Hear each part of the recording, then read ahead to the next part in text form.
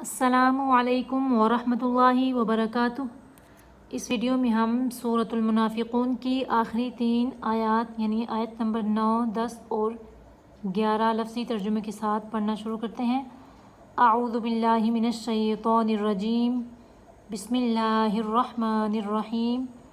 یا ایھا الذین آمنوا، اے ایمان والو، لا تلہکم، مت غافل کریں تم کو، نہ غافل کریں تم کو، اموالکم تمہارے مال، ولا واو عطفہ کریں گے، ولا اور نہ غافل کریں تم کو، اولادکم تمہاری اولاد، کس چیز سے؟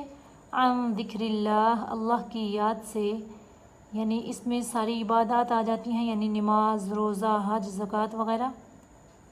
ومن یفعل ذلک، اور جو شخص کرے گا یہ غفلت اختیار، یعنی یہ اللہ کی یاد سے غفلت اختیار کرے گا، فاولئک، پس یہ لوگ، ہم الخاسرون، وہی ہیں نقصان اٹھانے والے۔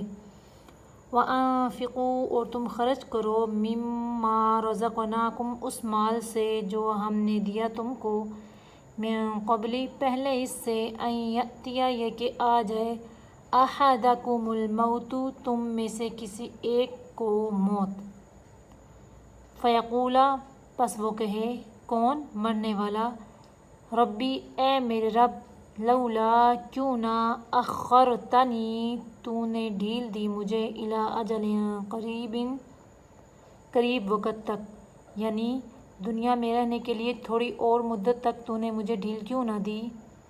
کس لیے وہ مانگتا ہے؟ فاصدق، پس میں خیرات کرتا، یعنی میں خیرات کرتا، واکم من الصالحین، اور میں ہو جاتا نیکوکاروں میں سے۔